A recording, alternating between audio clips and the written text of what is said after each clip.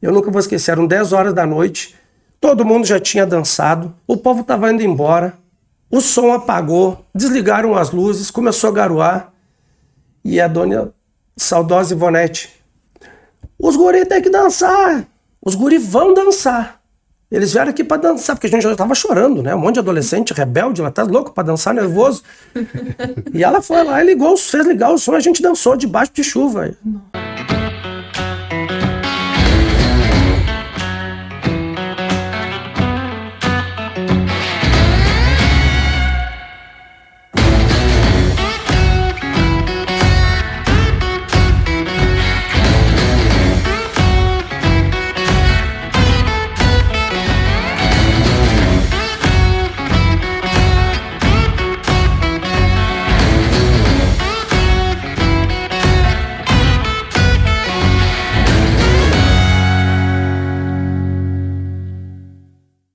Alô, alô, galera do Multiverso Podcast. Estamos começando o episódio de número 31. Eu sou o Marcelo Carvalho. E eu sou Adriele Freitas e hoje nós temos um convidado muito especial, o Daniel Almeida, bailarino desde 1994, professor, diretor artístico e coreógrafo do grupo Bronx Company. Seja muito bem-vindo. Muito obrigado pela oportunidade.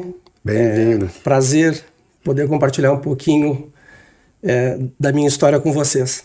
Tu é também conhecido como Preto, né? A gente pode te chamar de Preto? Pode, fica à vontade. Preto. Preto, conta um pouquinho da tua trajetória. Como é que tu começou na dança? Tu foi influenciado por alguém? Como é que se deu esse início? Bom, eu comecei a dançar cedo, né? Eu tive contato com a dança muito cedo. Eu recordo claramente disso. Eu tinha de 12 para 13 anos de idade, eu vi um clipe que passou num domingo à noite no programa de televisão, um clipe do Michael Jackson, e eu me fascinei, né? Eu não lembro qual era o clipe, tá? Eram vários. E aí eu fiquei com aquilo na cabeça. Aí na sessão da tarde passava alguns filmes de dança da época, né? O Breaking, Beat Street, passava, e a gente ficava esperando, porque eles repetiam. Era o auge da MTV, eu acho, a época dos videoclipes, né? Por aí, pouco né? Antes.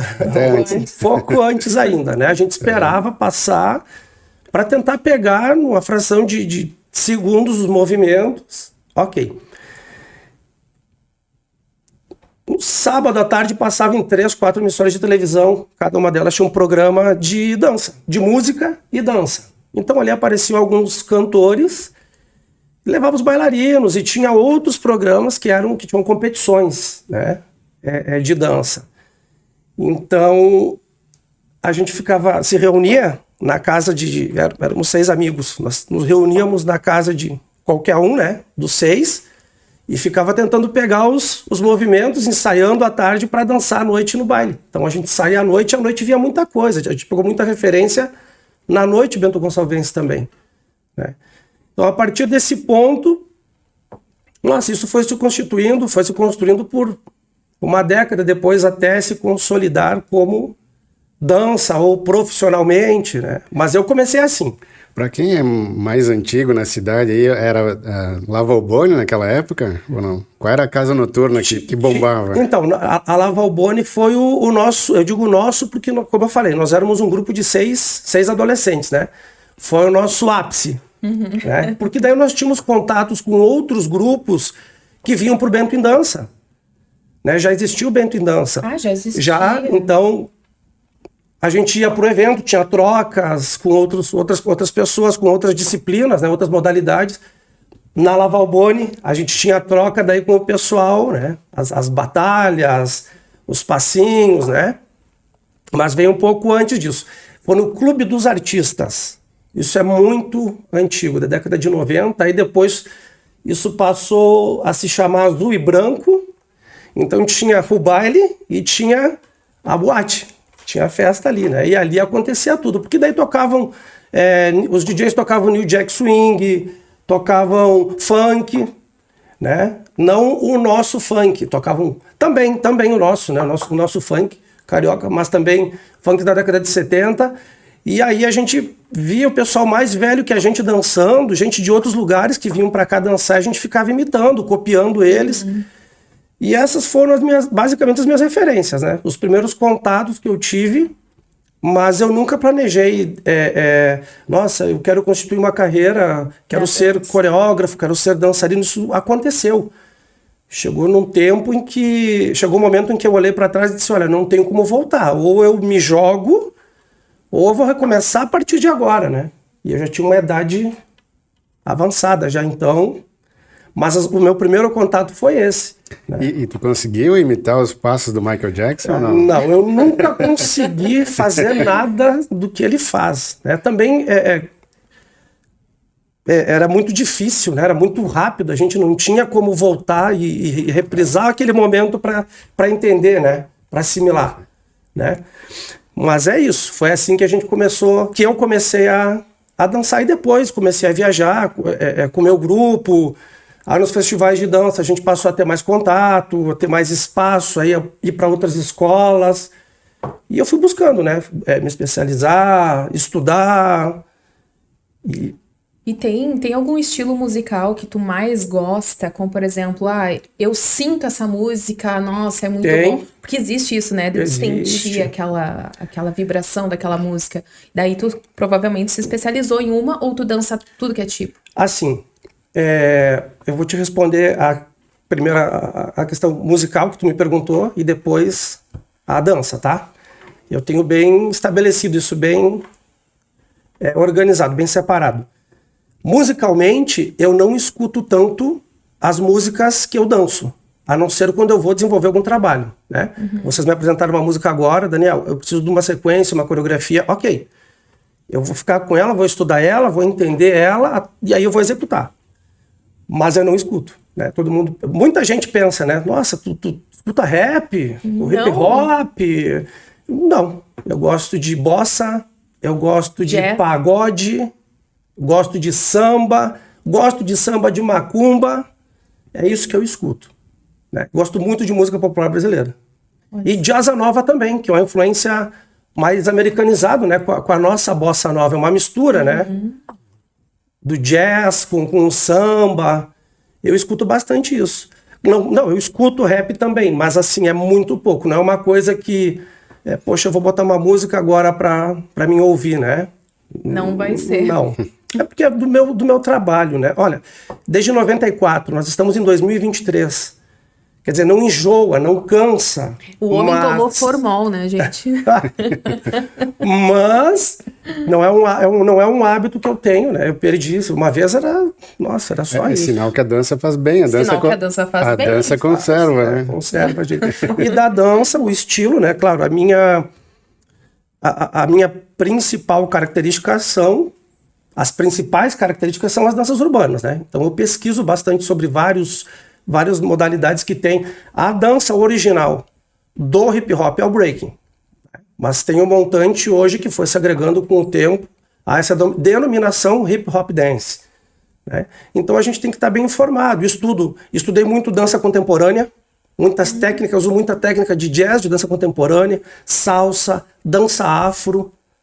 Né? Então eu não sou de um todo eclético e não tenho como saber e dominar tudo, né? Mas o pouquinho que eu fui buscando para agregar ao meu trabalho, para buscar um diferencial até na hora de competir, né? Vem dessas modalidades que eu citei agora. Já que tu falou em competição, eu tô vendo aqui que tu também participou de competições em quadros de dança, né? De emissoras de televisão. Conta para nós como é que foi essa experiência. Então, algumas emissoras de televisão lançaram os programas, né? E a gente se inscreveu, né? Tinha o link lá no site, né? A gente acompanhava e disse, olha, vamos tentar também. Aí gravava as coreografias e passava por esse processo, pela seleção, né? Eu confesso para vocês, a primeira vez que eu recebi o telefonema, oi, Daniel, tudo bem? Aqui é do SBT, eu desliguei na cara. Trote. Aí me ligou de um outro número, Daniel, é a produtora do programa. Desliguei na cara de novo. né? Daí na terceira ligação eu atendi, eu vou dar corda para essa figura para ver o que tá me trollando, o que é, né? Então a gente foi algumas vezes para alguns programas assim, foram super válidos para mim, né? Para minha carreira como coreógrafo foi, nossa, fantástico. Acho que é o sonho de todo o artista poder divulgar o seu trabalho em rede nacional, né? Sim. Então isso eu colho até hoje frutos desses trabalhos que foram apresentados, né? Não foi um, foram 2, foram 3, foram 4, foram 5 programas diferentes, né? Foi tu e os bailarinos também? Exato, não, eu e os bailarinos. A minha participação como bailarino, se eu trouxer para vocês o meu portfólio, o meu currículo, eu dancei uma minoria, né? Eu coreografei, dirigi, construí. Claro que não fiz tudo sozinho, é um coletivo, né? A gente constrói junto, o trabalho ele não surge sozinho. Eu lanço a ideia, o pessoal adere e a gente abraça junto a loucura. Sim. Mas as minhas participações são mínimas como bailarino, né? Mais como coreógrafo, aí sim. Voltando lá em 94, tu começou dançando sozinho ou tu já montou teu grupo de dança? Ou tu entrou em algum? Como é que então, foi? Eu sou da época em que nós não tinha telefone. O meu primeiro telefone foi depois de 2000 e pouco.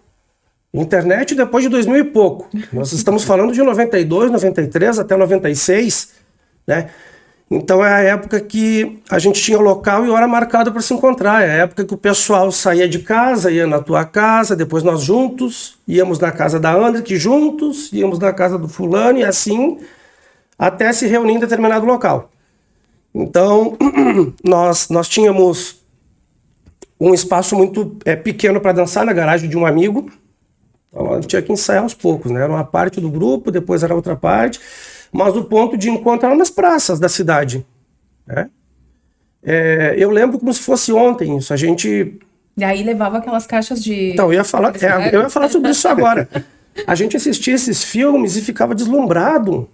Nossa, olha que bacana. Então, para pensar, em 1994, 95, 96, né? 6 adolescentes, acho que não tínhamos nem a 5ª série ainda concluída, né? De bandana, meu pai saía para trabalhar, eu pegava as calças dele, que era gigante, nas calças largas, colocava as calças dele, camisão grandão, e aí fazia a vaquinha, cada um levava uma pilha desse tamanho, que eu nunca mais vi essas pilhas, pro microsystem, e a gente tinha fita. Não era o CD, era o iPhone. Cheio de pilha, durava 15 minutos tocando. Né? Não, a gente conseguia chegar no centro. Quando chegava no centro, acabava. Era só amarra daí, né? Era só amarra daí. Então a gente... Aí tinha que começar a cantar? Ah, não, era na palma. Olha só. Era na palma mesmo, né? É muito bacana resgatar essas memórias, essas lembranças. Inclusive tem um projeto, não sei se vocês me permitem falar, existe um projeto na cidade, onde tem um amigo que está fazendo esse resgate sobre memórias artísticas do município, né, voltado a danças urbanas, né? É muito bacana, e vocês agora trazendo essas memórias, refrescando, é muito bacana, é muito legal, é muito bacana mesmo. É importante demais para a cidade, né, não só para mim, porque todo lugar tem uma história, né? Não fui eu. Muita gente vem para mim, conversa comigo e... Daniel, tu foi o primeiro? Foi tu quem começou? Não fui o primeiro. Existe essa... Eu não tenho a palavra para isso, mas existe esse... Os precursores, hein? Né? Não existe um... Né? Isso se transformou, como eu falei antes, isso se consolidou por mais de uma década e ainda vem se transformando. Ainda vem se construindo, se moldando, se remoldando. Foram vários colaboradores, né? E vocês me dando voz para trazer essas memórias, com certeza o pessoal que assistir, que lá atrás teve um pedacinho de participação, vai se sentir representado também. É muito importante para mim. É fundamental para a gente trazer isso, né? O pessoal saber que às vezes tu conhece a figura da pessoa e com essa onda da internet de hoje é muito difícil, né? Tem gente que não tem obrigação também de, olha, vamos, fulano está aqui, está ali. Não existe isso. A gente não precisa, eu não gosto de confete, eu uso essa expressão. Claro. Né? Mas é importante saber, né? Vamos voltar lá atrás e descobrir como é que chegou até aqui. Quem são essas figuras? E é legal que as pessoas tentem relembrar que antigamente não tinha essas tecnologias aí, tentem imaginar como era esse passado, né? Porque hoje em dia, em portátil, ali no celular, tem acesso a qualquer clipe de dança, dá para ir, voltar, ficar repetindo os passos, imitando. Naquela época, eu acho que tinha que gravar num videocassete e voltar a fita. Como é que funcionava para assistir? O videocassete veio quase 10 anos depois. Depois? Na década de 90 ainda, a gente conseguiu... Tinha um programa de televisão que passava no sábado à tarde, que era uma competição de dança. Aí tinham 40 grupos dançando, eram 3 meses de programa. Então um amigo conseguiu gravar e o outro tinha um videocassete. Então a gente fez o quê? A gente se reunia na casa desse amigo que tinha um videocassete para assistir. E aí ficava voltando a fita e repetindo e passando em câmera lenta. Às vezes enrolava a fita, tinha que tirar. Era um trabalhão brabo para conseguir. E a fita voltava esmagada, sabe?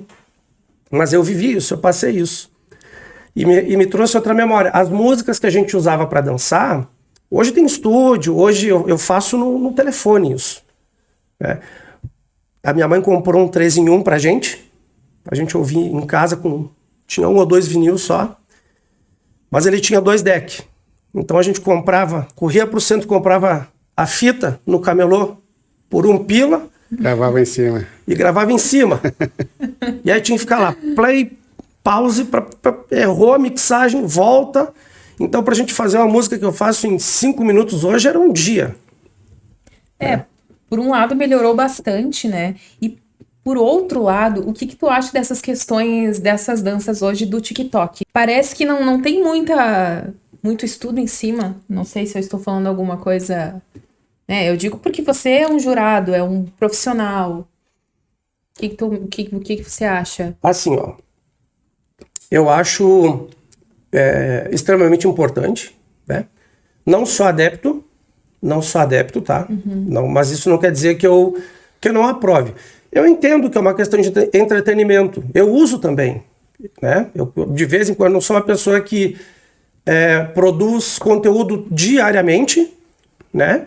Para ter engajamento e tal, mas é uma forma de expor o teu trabalho, é uma forma de entreter, de se conectar com outras pessoas, de se divertir. Para mim, na minha posição, para mim, eu acho que prende muito a gente aquilo ali, a gente dispõe tempo e energia demais ali, né? E tem uma coisa muito interessante. Muita gente ganha visibilidade nesses... Não, tu mencionou o TikTok, mas são várias ferramentas, né, que tem hoje na internet. Muita gente se frustra quando sai dali e entra numa sala de aula ou experimenta uma competição, né? Porque limita muito a gente, a capacidade de memorização, coordenação motora, musicalidade, etc. São vários fatores técnicos que bacana, o entretenimento funciona, mas é para aquilo, né? Então eu consigo separar que para mim não. Não, eu não consigo me limitar, tentei, até um tempo me perdi, porque eu sou uma pessoa acostumada a pensar em criar a 3, 4, 5 minutos, um espetáculo de dança, às vezes de 1 hora e meia, como eu já coreografei, e eu me vi não conseguindo trabalhar além de 30 segundos, não me condicionar além daqueles 30 segundos, tá bom. Não ensaiei, não suei, não pensei, eu simplesmente reproduzi algo que alguém já criou. Mas eu não tenho um problema com isso, né? Tu é um cara chato, tu tá velho já, tu tem que te atualizar. Não, é que pra mim não serve, mas eu acho bacana até porque eu perco tempo pra caramba assistindo. Sim. Entendeu? Então é importante, é interessante, eu também comecei a usar um pouquinho mais hoje, né? Pra mostrar pra outras pessoas que, olha, esse é o trabalho que eu faço, é mais fácil hoje em dia de chegar até o outro lado do mundo. Tem muitas plataformas que estão aí para nos ajudar, né? Então, o que eu acho, né, só para deixar bem claro para todo mundo que tem dúvidas, tu não não gosta. Não é que eu não gosto, mas eu prefiro trabalhar de outra forma. Tem outra forma de... Claro, são gostos, né? Mas é isso, ela tá ali para ser usada, tem que usar mesmo, tem que fazer. É de cada um isso, né? Claro, com certeza. E também é uma forma de instigar outras pessoas a dançar. Né? Muita gente começou a dançar. Quem dera na minha época se tivesse isso. Eu penso assim. Facilitou muito, né? Então... E as competições? Tu falou do Bento em Dança. Qual foi a primeira competição que tu participou, valendo premiação? E sobre os Bento em Danças, qual a tua história com o Bento em Dança? Quantas coreografias, quantas vezes tu, teus grupos já participaram? Então, as competições, na verdade, elas começaram já em 94. Quando a gente tinha contato com outras pessoas que dançavam, automaticamente acontecia uma batalha, né? Então, claro que não é na repercussão e no formato que se tem hoje em dia, mas existia esse contato, né? Uma vez cada um para ver quem, e a galera decide quem dançou melhor, né? A gente dançava por entrada em festa, boné, não dançava por dinheiro, era pela diversão mesmo, né? Fazia essa troca. Teve um ano, eu não recordo o ano agora, em que a gente perambulava pelo Bento em Dança, né? Deslumbrado com o festival. E nesse ano, a gente já tinha algumas referências, a gente já conhecia por causa da televisão algumas referências que vinham para cá. E quando a gente viu esses caras, disse, nossa, olha quem tá aí. Então a gente se juntou com eles e ficou perambulando pela cidade. Na época que o festival tinha mais de uma semana de Bento em Dança. E aí a gente, olha, nós gostaríamos de fazer as aulas, mas não tem dinheiro, a gente não tem grana para fazer os workshops, né? Então a gente fez uma troca com a organização do Bento da manutenção, né? Ajudar nas oficinas, a cuidar do som, do espaço, etc e tal, orientar, e em troca das aulas. Já era esse Grapilha? Sempre foi ela, acho, a organizadora, né? Desde que eu escuto Bento em Dança, é ela. Eu acredito que tem... Pode ser que tenha tido outras pessoas, mas eu não tenho conhecimento, eu tenho a lembrança dela. E aí, em 99, foi nossa primeira competição no Bento. Né? Foi a nossa primeira competição. Foi o Bento, a partir do Bento em Dança, e é muito claro, eu lembro da gente na coxia, não sabia o que era ficar naquele espaço, a gente subiu no palco totalmente frio, emoção nenhuma. A gente assimilou depois, assim, caiu a ficha depois que a gente dançou, porque nós éramos acostumados a dançar na rua, ensaiar na rua, não sabe, não ter aquela... Plateia. Tinha, nossa, a gente dançou, era quase 4 horas da manhã e o espaço, os pavilhões da Fundapark lotado. Então nós dançamos, premiamos, aí... Nossa, nunca mais eu só quero isso pra minha vida. Aí eu acho que foi que... Aí que veio aquela adrenalina toda, né? Quantas coreografias eu não sei te dizer. Eu participei de algumas edições, não participei de todas, porque em algumas edições eu estava fora da cidade, estava trabalhando em outro evento e tal. Mas sempre que eu participei, eu nunca fui sozinho. Eu levava sempre um grupo gigante, né? Então tinha categorias do infantil até o avançado. Era uma loucura. Sim. Hoje em dia tu é também jurado de vários concursos de dança. Quais são os critérios que vocês analisam para ver se alguém dançou bem? Olha, isso muda muito de pessoa para pessoa. Eu tenho alguns conceitos, alguns critérios de avaliação, né, que eu utilizo na hora de avaliar uma coreografia, né? Então, a gente recebe uma release sobre o que está sendo apresentado, né? Dá uma olhadinha rápida, vê o nome, assimila, associa ao tema. E aí vai vendo, musicalidade, criatividade, evolução, figurino, luz, disciplina. É um montante de conceitos, de critérios que são utilizados. É difícil de eu nomear todos para ti agora, né? E isso varia de apresentação para apresentação. Eu não tenho um padrão que eu use para avaliar todos os trabalhos. Da mesma forma, né? Entende? Às vezes tem gente que sobe no palco e, poxa, arrebentou. Então, não tem, é isso. Mereceu, premiou, pontuou, né? Mas... A escolha da música conta pontos também? Olha, faz parte do conceito de evolução, né? Tem que estar atualizado. E às vezes eu uso muito músicas antigas nos meus trabalhos, né? Então, olha só, eu uso músicas antigas, mas a gente às vezes exige que o povo se atualize, que tenha um pouco de evolução relacionada a esse tema. É difícil de ter um padrão, não existe um padrão para isso, é tudo do momento. Vai acontecer, eu tenho meus critérios aqui, o qual eu estudei para estar ali, né? Para estar avaliando, né? Estudei muito para estar ali. E às vezes vem um pessoal com a música que a gente não conhece, às vezes vem um pessoal com a música muito antiga, né? Então, isso, mas faz parte também. E tem que estar de acordo com a temática do trabalho a ser apresentado, né? Vou te dar um exemplo. As 4 estações, mas aí quem está cantando é um artista de qualquer outro gênero musical menos clássico. Fica meio estranho, né? Fica descaracterizado com o tema, a não ser que seja essa a proposta. Então a gente vai passar a avaliar dentro de... Por isso que eu te falei, é difícil de ter um padrão. Sim. E Daniel, como é que tu se inspira para criar uma coreografia? Uma pergunta bem difícil de responder. Eu queria. A inspiração. Olha, eu vou ser muito, muito sincero com vocês. Assim, ó, faz algum tempo já que eu não sei se eu me inspiro, né? Às vezes sim, né? Mas é raro. Eu acho que vai mais no automático. Né? Eu gosto muito da pesquisa, eu gosto muito da leitura, da troca. Eu leio bastante, leio muito, entende?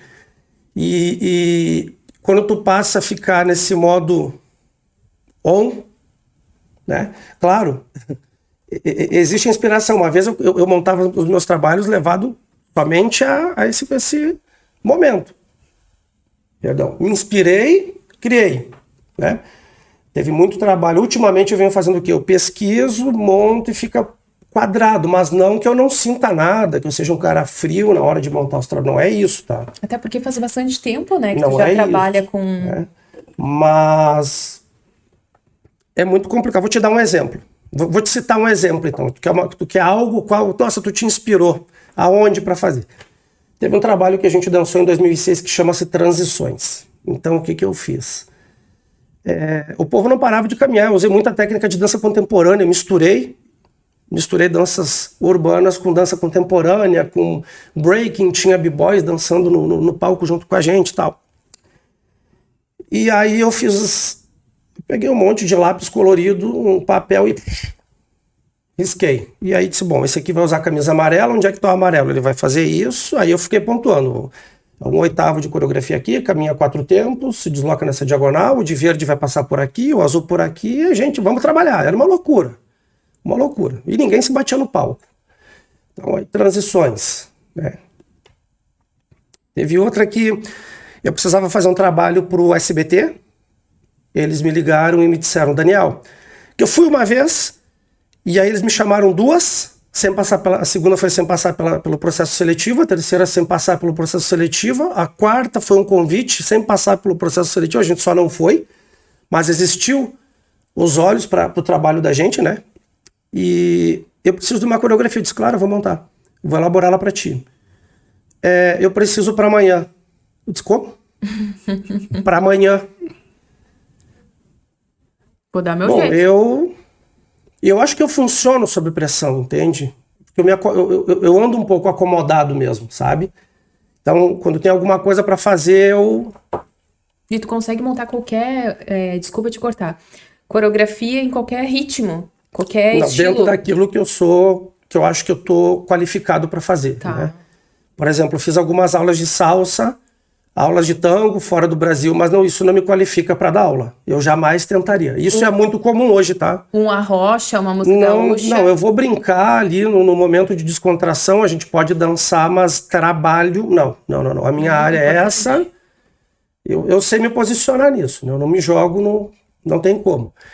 E aí, vou resumir a história da inspiração. E aí, de manhã, eu não sei por que razão tava tocando Vivaldi. Amo. Eu não sei onde é que eu ouvi isso. Acordei e Vivaldi. Aí, me joguei no meu computador e aí comecei a assistir uns vídeos para ver se me surgia alguma influência, alguma inspiração. E tem um estilo, né, de dança chamado popping, onde existe o puppet. né, que são bonecos, puppet, aqueles bonecos, marionetes. E aí eu comecei a associar os bonecos, né, pendurados, dançando, usei o violino, usei... Nossa, eu entrei numa loucura daí, entendeu? Comecei a buscar nossa, o figurino tem que ser assim. Então aquele colete, aquela camiseta branca com babado bem solto que os maestros usam, as óperas mais antigas, né? Os conjuntos usavam, né? As roupas assim. E começou a se caracterizar dessa forma o trabalho, né? Então são momentos assim que acontecem as coisas. Tu vai me dizer, Daniel, faz um trabalho sobre o nosso podcast. Eu vou passar um tempo com vocês aqui, vou ver o que mais se destaca dentro disso aqui e eu vou criando, né? Mas geralmente é no on. Mas, tecnicamente falando, é no on, né? Preciso fazer isso, vai. É um dom, né? Uhum. E como é que é lidar com pessoas? Porque vamos pegar um paralelo aí com uma banda de música. Uma banda de música é uma família, os músicos têm que se encontrar, têm que ensaiar várias vezes, e sai brigas de questão de horário, de um não faz isso, o outro não faz aquilo. Para ti é ainda mais difícil, porque é muito maior que uma banda de música. Tu tem que lidar com grupos grandes, né?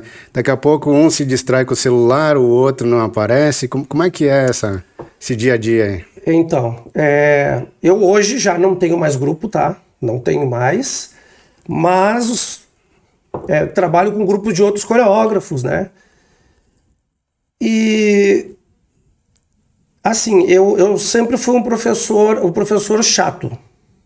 O professor chato é aquele que, poxa, telefone, tá de conversa, o banheiro sem pedir, tá atrasado, paga 20. Eu sempre fui muito... eu sempre exigi muita disciplina dos meus grupos. Aluno, grupo de aula, o pessoal tá ali para se entreter, para se divertir, para matar o tempo, para dançar. Através da dança tá se ocupando, aprendendo, né, também. Mas nos meus grupos de competição, teve 2 anos que a gente foi extremamente... Mas é um trabalho conjunto, não é meu, né?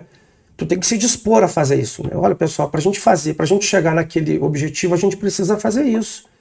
Cuidar do corpo, se condicionar, largar um pouco à noite. Mas é difícil. E a peleia sempre existe, né? Em qualquer lugar, né? A peleia tem. Isso às vezes se arrasta por anos também, né? E eu acho que é do ser humano isso, né? Não é uma carga que um só tem que carregar. Isso é natural, é muito normal. O desentendimento, o desencontro.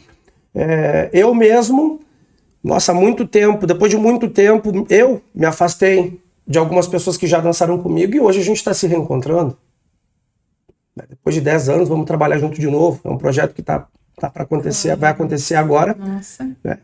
Então, depois de 10 anos, tem bailarinos que eu não via há 10 anos, gente com quem eu não conversava. Tem as redes sociais para nos aproximar, mas era cada um no seu quadrado.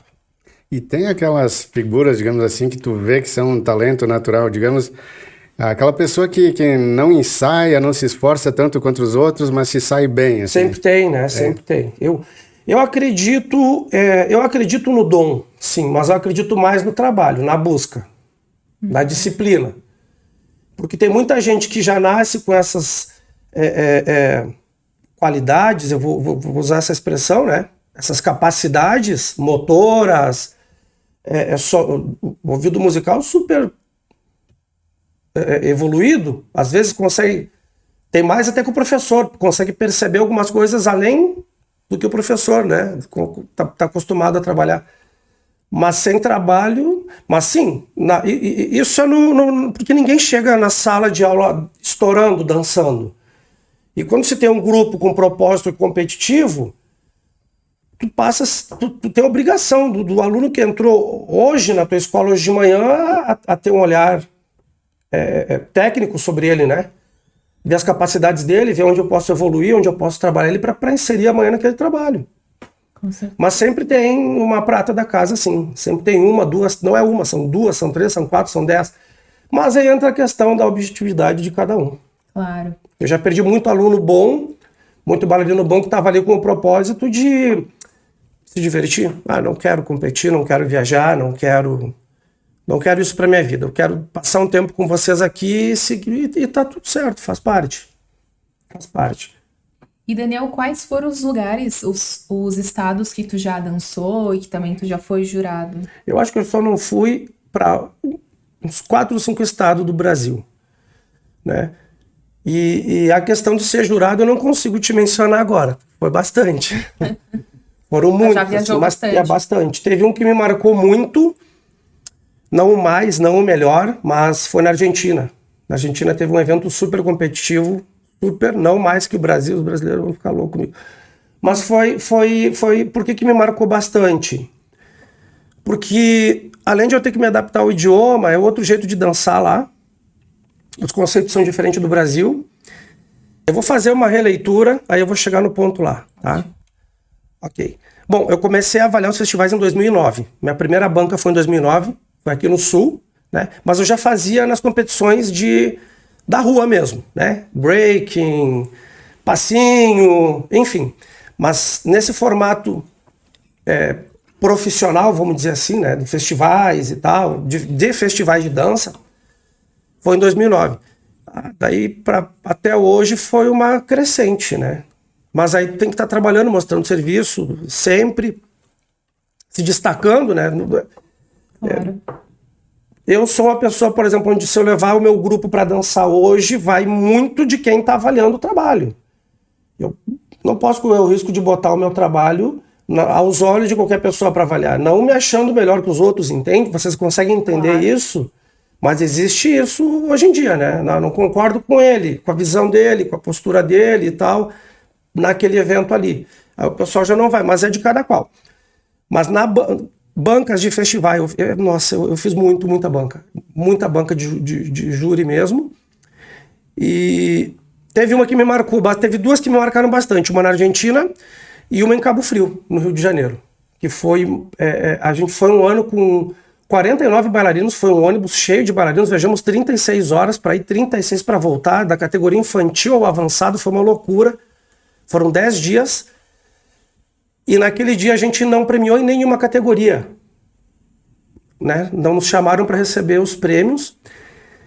E eu contestei o festival porque a nossa pontuação foi altíssima. Nossa. 2 anos depois eu fui convidado a compor a banca de jurados e aí eu não esperava que eu fosse premiado pelo ano anterior. E onde que foi? Cabo Frio, Rio de Janeiro. A gente ganhou um troféuzinho daí. E aí eu fiz mais 2 bancas nesse festival, inclusive fiz parte da 10ª edição, 10 anos de festival, que tinham ali pessoas o qual eu sempre tive como referências. Algumas, né? São várias, mas aqueles ali no Brasil eram... Então me marcou bastante eu poder olhar para o lado e dizer, nossa, ontem ele estava me avaliando lá no Bento em Dança e hoje eu estou do lado dele.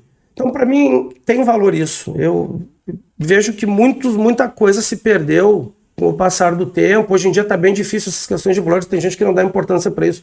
Isso é o meu troféu.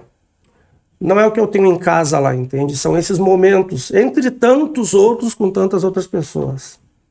Tu já conhece o Brasil inteiro. Tem algum... Quase. Tem algum estado que seja mais musical? Digamos assim, o Rio Grande do Sul chama atenção por causa do CTG, das danças tradicionalistas, né?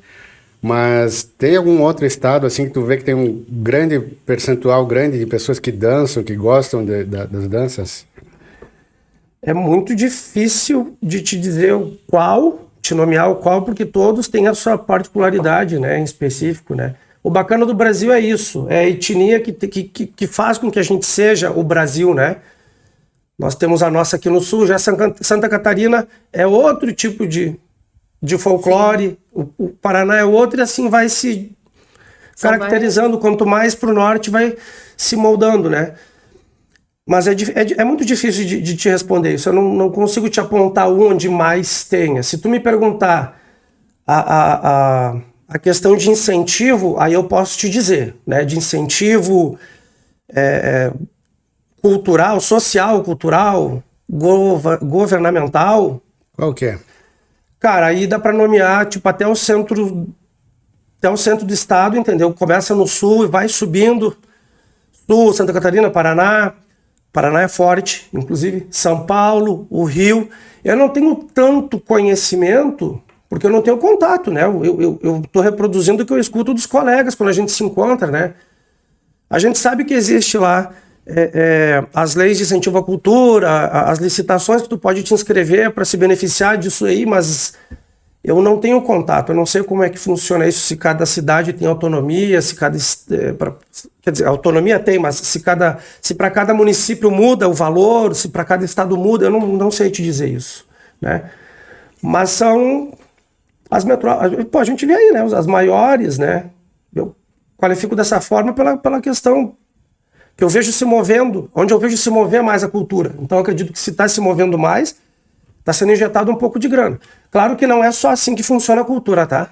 Eu entendo que tem muito ativista que faz na raça mesmo. Eu mesmo fui fiz muita coisa no peito. Na cidade a gente tem... Não dá para esperar muito, um movimento muito forte, tem um coletivo muito forte na cidade que faz essas ações, que faz acontecer a cultura, e às vezes sem ter esse suporte financeiro. Faz na raça mesmo, entendeu? Claro. Tu é um pesquisador, um historiador da dança aqui na região também. Quais alguns nomes assim que tu acha importante citar, que fizeram história na cidade, na área da dança? Tô te fazendo... tu tá me comprometendo. Tá me comprometendo aqui. E te fazendo puxar pela memória. Assim, ó. São várias figuras na cidade. Eu posso te citar algumas que são para mim, talvez não sejam para todos, né? Por várias questões, e tá tudo certo, tá tudo bem isso, né? Mas eu tenho muito reconhecimento e muito carinho hoje, entendo a importância dessas pessoas. O Moacir Correia o nosso mestrão, né? O Moacir Correia, não posso deixar de nomear ele. A Patrícia Johnson, eu tenho muito claro. A Ivonete, né? Ela não está mais entre nós, mas a Ivonete Tesser, através dela que eu comecei a entender a logística de como constituir um grupo, que ela era coordenadora, eu acho que coreógrafa do Grupo Elos, então a gente começou a viajar com eles. A gente tinha um bailarino que fazia parte desse grupo e nos levou para lá. Então a gente ia junto com eles, né? Ela tem um papel assim muito importante na minha vida. O Daniel Correia, que é quem faz a performance, o cover do Michael Jackson, já teve o grupo dele constituído também, é um dinossauro da cidade também, né? O Daniel e o Moacir são parentes? São. É uma infinidade de pessoas, né? Tem um coletivo hoje, a Neste Panos, o William, o Pedrinho, né? Todo o pessoal que é agregado a eles, o Del, o Bernardinho, tem esse pessoal todo. É um montante de pessoas, tem muita gente que já não está mais em atividade hoje, o pessoal da Planalto, que dançava na Planalto, os meus ex-colegas de dança, nós somos amigos, né? Ex-colegas de dança. Tem muita gente na cidade, eu posso ficar até amanhã aqui falando Cris, é muita gente, né? Cada um dentro da sua área, mas Bento a cidade de Bento Gonçalves é muito forte, e já foi muito mais forte nesse conceito de dança, né? Desculpa, tu me perguntar, mas só para mim não deixar de mencionar, né? Que hoje também tem o P18, que é o do Ezequiel, tem o Pedro, meu irmão, né? Também a Lara, esse pessoal todo também está em atividade aí, dentro desse formato de trabalho que eu faço, né? Voltado para palco, festival e tal.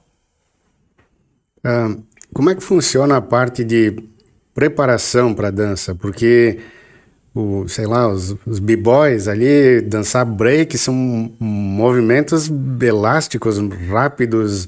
Tem um aquecimento, tem alguma preparação específica que você tem que fazer para conseguir desenvolver os movimentos sem se lesionar, coisa assim? Cada arte tem a sua característica própria, tá? Por exemplo, breaking, eu posso falar com propriedade porque eu já fui b-boy. Hoje eu já não sou mais ativo. Não treino mais, né? Não me dedico tanto. É um estilo de vida, é todo dia. Tu não treina, tu vive. Mas para a parte condicional que tu tá me perguntando, claro, acho que toda atividade física tem que ter uma preparação, tem um condicionamento. Dentro de cada característica, né? As suas... como é que eu vou adquirir força se eu não faço exercícios específicos para ter força, explosão? Né? E é isso, o corpo tem que ligar antes da gente trabalhar, porque tu pode te lesionar, tu pode te machucar, então isso ajuda a gente a se preservar enquanto desenvolve uma atividade, né? O aquecer, o alongar antes, em algumas vezes, dependendo da carga que tu tá imprimindo no teu treino, durante e no final, né? Tem que desligar o corpo, porque eu me lesionei bastante já, e geralmente no final. Ia descer a escada correndo e pum! Foi a panturrilha, foi a coxa, né? Por não relaxar, o teu corpo leva um tempo para baixar a tua frequência cardíaca, entendeu? Fazer ele entender que, olha, terminou a tua atividade agora, dá uma acalmada aí, dá uma sossegada aí, né? Então, mas cada qual tem as suas particularidades, né? Mas, e eu busquei muito na dança contemporânea, isso que tu tá me perguntando. Porque dentro da modalidade que eu exercia não tinha, a gente não tem esse... Olha, tu precisa... eu recebia muito comentário assim nos festivais. Para de dançar. Procura... Vai fazer... Era nesse calão que os jurados escreviam pra gente. Para de dançar. Eu tenho isso até hoje. Eu bato uma foto e trago pra vocês aqui, se vocês quiserem ver. Quem te falou que tu dança? Algumas coisas assim, entendeu? Caraca. E aí... fora o... para de dançar, que tá horrível, vai buscar ele, vai fazer uma aula de dança. E fazer o que? Chorava? Não, isso me fez buscar. Me incentivou a buscar. Só que eu ia buscar onde? Isso eu buscava no jazz. Postura, fluência, musicalidade, no contemporâneo. Em outras modalidades eu fui buscando um pouquinho de... Por isso que eu te falei, eu fui estudar um pouco em cada lugar para poder... Olha, eu acho que isso aqui me serve, né? Fiz uma salada de frutas e aí fui estudando. Ó, pessoal, a gente vai para esse festival específico, os jurados são esse, mas os festivais de dança, no formato, por exemplo, danças urbanas. Antigamente era o professor do folclore, do balé, do jazz que ia avaliar a dança urbana. Ele não está qualificado para avaliar a dança urbana. Então a gente tinha que ter uma postura diferente, um alinhamento diferente, uma disciplina. Mas tu, como jurado, tu é cruel que nem foram contigo, assim? Um pouquinho. Um pouquinho mesmo. Para de dançar, é isso que tu coloca pra Não, jamais, né? Não. Eu passei isso. E foi importante naquela época pra mim, né? Não, hoje a gente não pode falar isso hoje, né? Sim. E eu levo numa boa, isso sem problema nenhum, né? Não concordo, acho que não tem que ser assim. Hoje em dia a gente entende que não precisa ser dessa forma, né? É até errado. Mas, poxa, eu tô falando de 94, 95, 96, eu me divertia com isso até. Agora eu vou mostrar pra eles então. Aí a gente fazia coreografia pra brincar com o jurado mesmo, pra incomodar às vezes, assim, agora me chamou de ruim, agora... Mas é isso, gente, é isso. E Daniel, eu vi também que tu já participou de teatro, né? Tu acha que isso é uma forma de... A música é uma forma de expressão corporal? Eu fiz aulas de teatro, nunca cheguei a apresentar uma peça de teatro, até porque eu confesso para vocês que eu tenho muita dificuldade em decorar texto. Coreografia, nossa, é muito rápido, né? Não sei que memória que é essa, mas... texto, eu não tenho facilidade nenhuma, mas eu fiz aula para quê? Para ter uma desenvoltura melhor, para poder ensinar para os meus alunos ter. Porque eu li uma vez, eu recebi uma evolução, um comentário num festival, e a gente criou uma historinha, mas precisava fortalecer mais a questão dramaturga do espetáculo. Então eu fui buscar isso. E isso a gente encontra no teatro, né? Que é conectado com a música, com a arte, com a dança. Né? Tem um montante, é completo, né?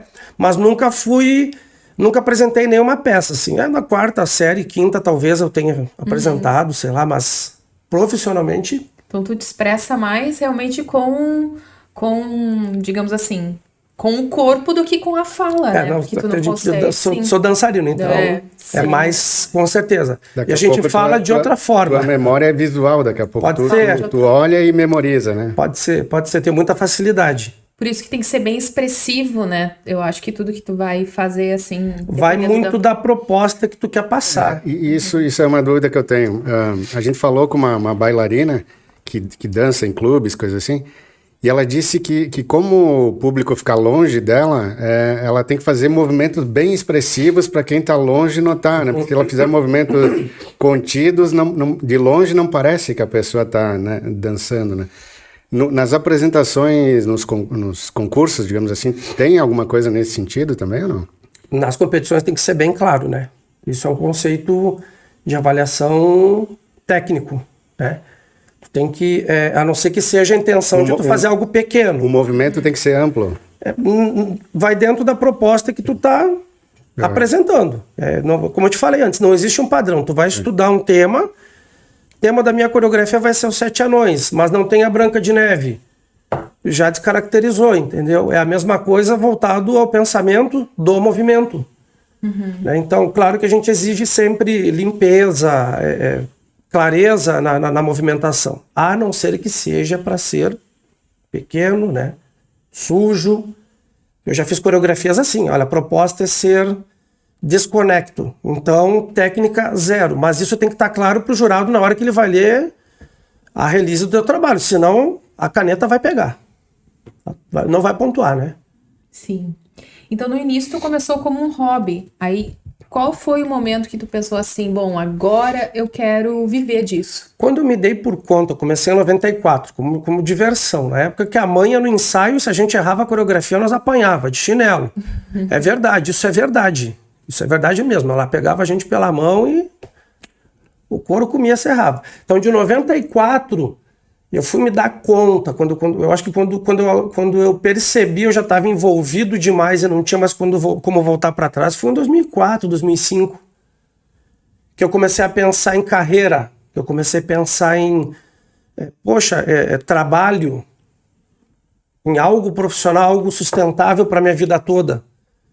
Né? É isso que tu vai fazer, né? Então, mas não só por isso, é por amor mesmo, né? Mas eu acho que caiu a ficha no começo dos anos 2000 já, assim, 2004, 2005, que eu não tinha mais como voltar. Já dava aula, já tinha um monte de grupo, já sabia como é que funcionava a logística toda, como era o giro e tal.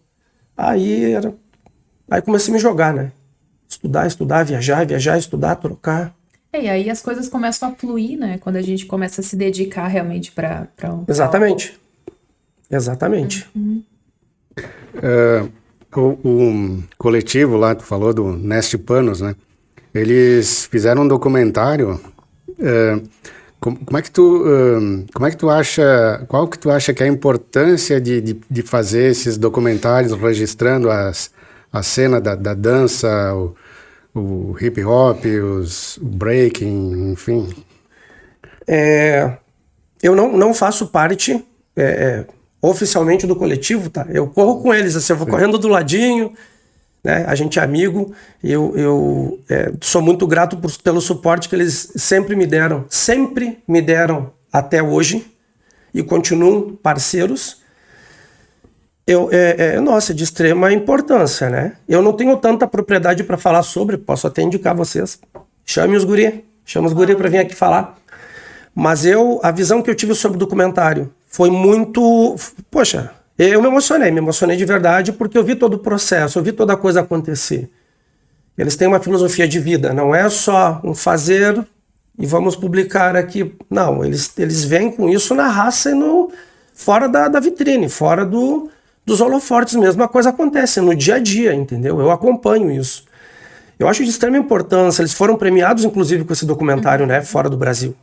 Para quem quiser procurar, eu acho que tem na internet. Nem eu sei tudo, acho que as pessoas procurarem na internet vão achar. Assim. Tá aqui, né? Tá aqui, né? Tá aqui desse lado. Tá aqui, verdade, né? É verdade. O merchan. Aqui, né? Eu acho que toda forma... eu acho muito válido esse formato de trabalho que eles fizeram. Às vezes, numa coreografia só fica muito vago. Eu, por exemplo, falando do meu trabalho, tá? Às vezes eu não consigo passar a minha ideia para quem não entende do que está acontecendo. Vai achar legal as luzes, a música, a sincronia. Teve aquele efeito que chamou minha atenção. Mas documentado tem muito mais valor, né? Tem um peso diferente, é uma proposta diferente que eles fizeram, e dentro do que eles vivem no dia a dia, não tem uma forma melhor de tu expressar isso, a não ser conviver com eles no dia a dia. Então foi muito importante pra gente. E é legal e tomara que venham mais, e de outras pessoas também. Né? Já que vocês me permitem, o Merchan, o Pedrinho tá fazendo esse trabalho, né? É o Memórias do Rolê, tá? Você pode dar uma olhadinha lá depois. E de fazer esse resgate com... né? Faz parte do hip hop na cidade, não interessa o ano, onde foi, como foi. Vai lá e deixa a tua memória pra gente, compartilha com as pessoas, para o pessoal saber. É importante esse fomento da cultura hip hop, não é só pra nossa cidade. A gente tem que voltar o pensamento para aquilo que vocês me perguntaram antes. O TikTok. Isso tá na internet. É gente lá do Japão que tá vendo. Sim. Lá da Lua. Lá na Lua eles estão vendo. Mas é verdade. Daniel, quais foram os desafios que tu enfrentou no início da tua carreira? Eu acho que até hoje a gente enfrenta alguns, né? Todo dia a gente enfrenta um, mas assim, lá na década de 90, não só eu acho que todo artista, né? Olha, primeiro, a falta, a acessibilidade, o contato com órgãos, organizações governamentais que pudessem dar esse suporte para a gente, né? Sim. Isso existe hoje. Existe a fundação hoje que é funcional, né? Acontece, os eventos acontecem, né? Vai de você de correr atrás e participar, né? Tá inserido nisso ou não. Se tu não foi, não reclama. Mas existe esse acesso. Não vai quem não quer. Então lá atrás esse foi o primeiro. O segundo... o meu apelido é Preto, né? Eu herdei da minha mãe. Né? Minha mãe é negra, eu sou pardo. Minha mãe é negra, né? Então, e mais novo eu era mais negro. Eu era mais preto. A gente vivia mais no sol também, né? Então, assim, a questão do preconceito, o racismo, isso eu sofri na pele. Até hoje, em alguns eventos que eu vou, fora do Brasil... eles me olham diferente. Já ouvi coisinhas também, entendeu? Mas lá no começo da minha carreira, para nós não perder o foco, as maiores dificuldades eram acessibilidade, oportunidade financeira. Às vezes não era nem a financeira, mas era pelo espaço mesmo, né? Eu acho que esses foram os problemas que a gente enfrentava no começo. E outra coisa, era tudo novidade na cidade. A gente saiu com o Decorflex. Se eu trouxer uma outra turma aqui para conversar hoje, eles vão começar a falar de 2000 para frente. Uhum. Mas de 2000 para trás também tem uma história, também tem algumas movimentações que não pode morrer. Por isso que eu acho super válido vocês me trazer aqui para resgatar isso. Porque eu estava lá, eu vi tudo acontecer. Eu vi muita gente fazendo isso. Então, a gente botava um Decorflex no chão para dançar, tu tinha que ir para casa, senão o couro comia. Vocês entendem? Então isso tudo atrasou um pouco o processo de evolução da gente, não ter a acessibilidade até a escolas, assim, né? Porque nós não tínhamos estabelecido o que era que a gente fazia. Para a sociedade na época, isso é um bando de desocupado. Desocupado. E viam vocês como marginais. Marginalizado. Que ficam na praça até hoje. Até hoje a gente é marginalizado. Para quem não tem o contato. Até ter o contato com a gente. Aí depois vai ver que existe todo um propósito que a gente está fazendo. Sim, tem todo um conhecimento também por trás. Exatamente. Né? Mas foi muito difícil. Assim, olha, eu dei muito soco em ponta de faca para poder chegar até aqui, gente. Vocês não acreditam. O que eu passei lá atrás foi muito difícil. Inclusive... da minha época, só tem eu, né? Nossa. Talvez se tivesse mais incentivo, mais suporte, mais apoio, né? Naquela época lá, porque chega num ponto que os meninos, poxa, eu preciso trabalhar, cara, não dá pra mim ficar dançando mais na praça contigo. Uhum. Eu vou me expulsar de casa, eu preciso estudar, parei de estudar pra dançar, eu tenho que fazer minha vida, cara, já tô com 18, 20, 21 anos. Entende? Mas foi muito difícil, assim, muito complicado. Eu passei muito perrengue, né? A família me ajudou não posso deixar de nomear, senão eu vou apanhar em casa. Né? Mas a minha mãe sempre foi o meu tudo, entendeu? Assim, não tinha, às vezes, a condição financeira para me dar o suporte para fazer uma viagem, para estudar, mas o incentivo nunca faltou. Como é que é o nome dela? A dona Preta, a dona Elete, vai, gazeava aula para ir dançar. Errado, tá? Não quero que os pais façam. Eu sou pai também, né? Deus o livre, minha filha faltar essa escola, o bicho pegava. Né? Mas, assim, eu tomava uma pressão diferente. Ela imprimiu uma pressão diferente, uma forma de conscientização, sabe? Não era na forma do castigo. Olha, tu tá escolhendo, tu vai colher lá na frente. Eu colhi depois, né? Verdade. Realmente, mãe é mãe, né? Não adianta. Mas foi minha principal incentivadora, assim. Em tudo que eu passei, ela tava junto.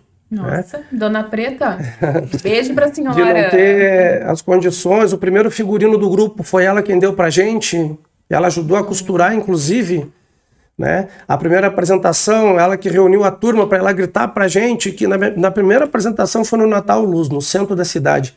Eu nunca vou esquecer, eram 10 horas da noite, todo mundo já tinha dançado, o povo tava indo embora, o som apagou, desligaram as luzes, começou a garoar, e a dona saudosa Ivonete, os guri tem que dançar, os guri vão dançar, eles vieram aqui pra dançar, porque a gente já tava chorando, né, um monte de adolescente rebelde, ela tá louco pra dançar, nervoso, e ela foi lá e fez ligar o som, a gente dançou debaixo de chuva. Nossa.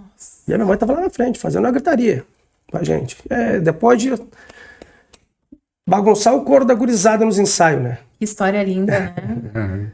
Mas é isso, mas assim, ó, deixa uma dica pro pessoal que está dançando hoje. Vamos buscar mais esses incentivos que tem, eles existem para nos dar esse suporte. Uhum.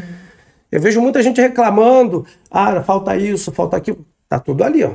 É só tu te organizar, se é o que tu quer, vai atrás. Era uma floresta, vocês desbravaram a facão, agora tá mais fácil, né? Tem que correr atrás. É um montante, não, mas é isso aí, né? Mas foi um montante de gente, não existia só a gente na cidade, né? Tenho conhecimento de outras pessoas, de outras modalidades, inclusive mais antigas, né? Como eu mencionei antes. Eu lembro muito bem do Moacir, eu lembro da Patrícia, eu acho que era a Raquel, enfim. Tem umas figuras na cidade já muito, né? O próprio grupo Elos, né? Que era de danças folclóricas.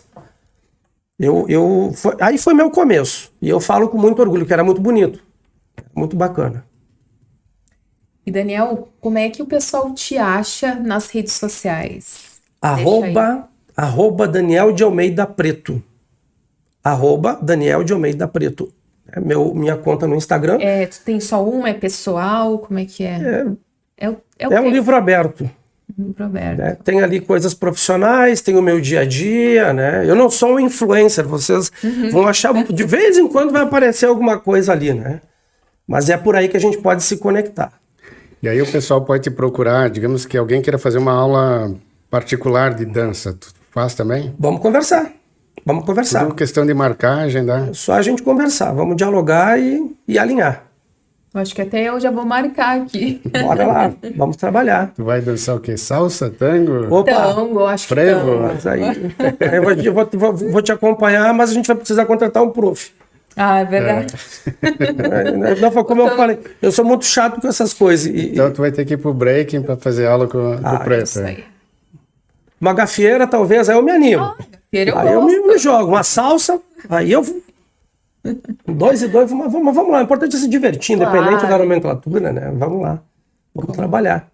Com certeza. E Preto, num mundo ideal, num outro mundo, onde tu possa criar tudo do zero, o que tu criaria o que tu faria de diferente, ou eu diria para as pessoas, para que as pessoas dançassem mais, para que esse mundo fosse melhor na tua visão?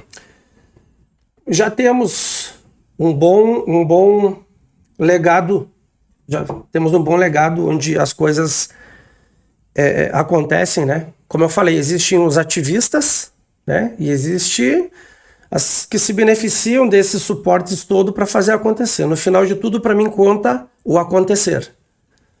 Né? Então, temos projetos sociais. Eu mesmo fui professor de projeto social aqui na cidade já. De vários, não foi de um. Existem várias escolas de dança. Né? Eu acho que se eu tivesse o poder de fazer algo para melhorar, eu faria mais eventos, eu daria um tratamento diferenciado, sim, para o artista, não só da dança, da música, do teatro, das artes plásticas, entre todas as outras artes, formas de se expressar, mas facilidade, acessibilidade a gente tem, que é chegar lá, né? Mas às vezes a gente encontra um tantão de burocracia que nos desestimula. E eu fui um desses, né? A vida toda. Mas eu acho que facilitar mais, investir mais em cultura, abrir mais as portas. Eu sou uma pessoa eu sou a favor da inclusão desse formato, né, de artístico nas escolas, né, as artes cênicas. Com certeza. Não só na motricidade fina, não só no papel, na escrita, como a gente foi educado, né? Mas tendo música, países de primeiro mundo tem isso, né? Tem a música, tem o teatro, tu é obrigado a estudar a disciplina, né?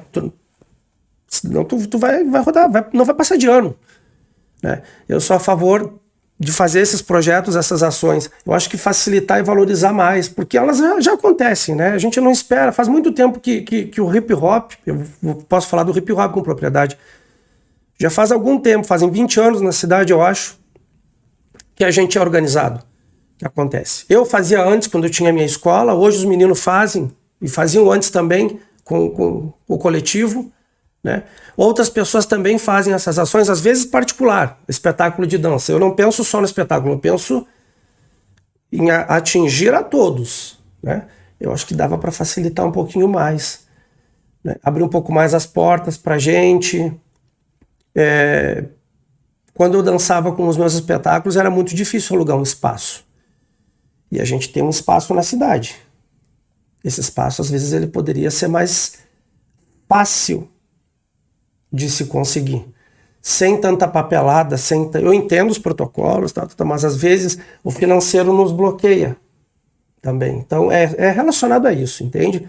É ter uma visibilidade, uma visão diferente e nos entender e nos aceitar como arte, porque a gente vê aqui, moramos numa cidade de colonização italiana, e eu não falo isso de uma forma agressiva e preconceituosa, né? Eu já tive várias oportunidades de ir embora daqui, eu estou estabelecido em Bento, eu adoro essa cidade aqui.